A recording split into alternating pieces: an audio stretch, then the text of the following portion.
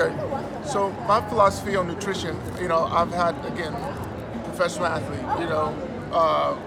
most people think professional athletes have this regimen of, eating healthy. It's really a negative. We don't. And when I learned after my injury and having to rebuild myself, I've sought out the best teachers I could find. And I went to go and train under them, learn from them, because I had to heal myself. So many years, I think 14, 15 years of my life, I had compromised myself by playing football, Texas high school, Friday Night Lights, competitive, being at Texas A&M, competitive football there, and being 8 years in the league, NFL, being an all-pro linebacker. I constantly compromised my body, so I had to heal, and being in pain. We call it chronic. We call it, things like that. But I didn't want to be like that. It's not living under pain and trying to be conscious and make conscious decisions is close to being impossible. Having peace when you're in pain is impossible, in my opinion, to certain extents.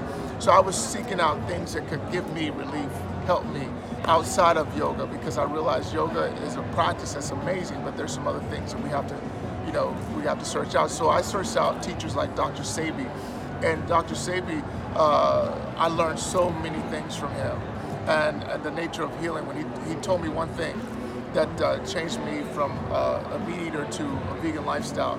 He says the human cannot process animal DNA, and me as a left-brain thinker, that registered for me. And right the next day, cold turkey, I went vegan, and I've been vegan for like 4.5 years now, and I like to show people that you can sustain muscle doing so. But most importantly, you can heal. And healing, and not even just healing, we're affecting the cognition of the brain and how the brain has its capacity to hold intelligence, hold information. And then this information is expansiveness of consciousness. It's a base point of how we establish this, the cognition of the brain and its functionality to move the body, to be in the body, to feel. To have an idea that we have something that we stand for, and we're not even in our bodies. How grounded are we? And then also as a practicality or a functional sense, well then when we have these ideas, again, they're so distant from the reality, then we can't really make it functional. We can't even make these things impactful like we should. So I want to believe that we miss out on the opportunity to really having the most impact with our efforts. So we want to maximize our efforts. So nutrition, I'll go back to nutrition. I don't want to go too far off. We can cut that, right? But so again, this linear way of looking at things, in particular ourselves. And in this society, we typically think if I have a bone issue, then I need to just bring in calcium, magnesium. But the idea is the greatest analogy that I've come to grips with is like if your house is burned down, right? If your house is burned down and you need to rebuild the house, well, you don't just come and just bring bricks, And in this linear way of looking at building and healing from chronic issues, we're just bringing the bricks.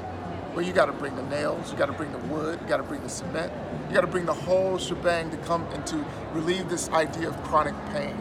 And so it's 102 minerals that we need on a day-to-day basis. And this is what we function with. This is what we implement in our diet. In this philosophy, we don't believe that things like cancers and so forth exist. Maybe we won't say that. But in this, from Sebi's principle, he doesn't believe that cancers exist, right? It's mucus, so we attack mucus. And how we attack mucus is with iron. Iron is your immunity. Iron rebuilds your cell. It allows you to fight